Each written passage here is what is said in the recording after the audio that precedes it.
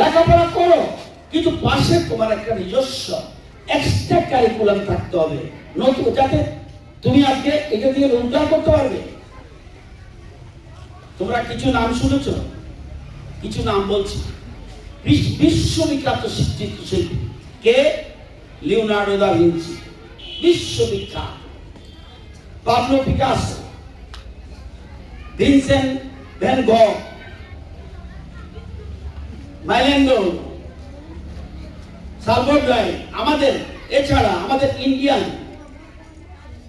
অরবিন্দ্রনাথ Thakur, Rabindranath Thakur, Abanindranath Thakur, Bengal school of আর্টের জমাকুড়ি, যামিনী রায়, লোকশিল্প ভিত্তিক বিরাট শিল্পী, নন্দলাল বোস শান্তিনিকেতন শিল্পধারা থেকে। রবীন্দ্রনাথ ঠাকুর নিজেও কবিতার পাশাপাশি চিত্রশিল্পীও ছিলেন। এম.এফ. হোসেন, এটা তোমরা অনেকে জানো।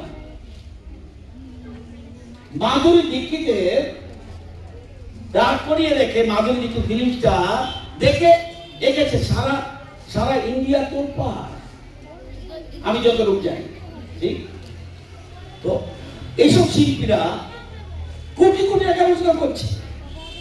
শুধুমাত্র লেখাপড়া করলেই রোজগার এটা মানে নয়, লেখাপড়ার বাইরেও আমি যদি বিখ্যাত ফুটবলার হই, আমি যদি বিখ্যাত ক্রিকেটার হই, আমি যদি চিত্রশিল্পী হই, আমি যদি ভালো সিঙ্গার হই, আমি যদি ভালো ডান্সার হই, একটা না একটা ক্যারিকুলাম তোমাকে করতে হবে পড়াশোনার পাশাপাশি।